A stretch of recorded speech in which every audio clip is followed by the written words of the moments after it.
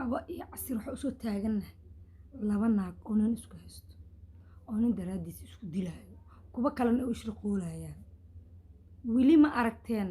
laba nin oo raga oo naag madaxeed isku dilaayo ani wili ma arkin hada aragtay isu sheeg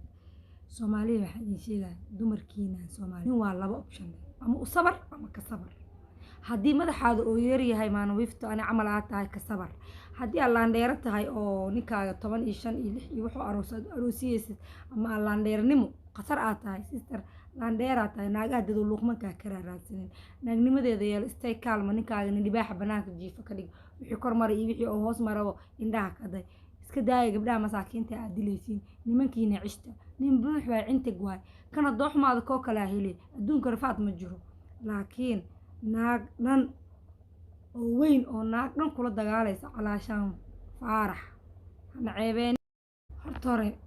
naagaha Soomaaliyeed wax kala yaab TikTok waxa lagu sheegay naag dilayso naag ninkeeda shukaansan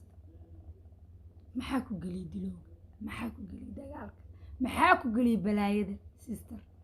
ninkaaga haduuba naag kale ka aado adigoo da'yar wili dhalaysid qurux badan jecel nolol fiican u hayso sister gaaway ka dhaqaaji kaas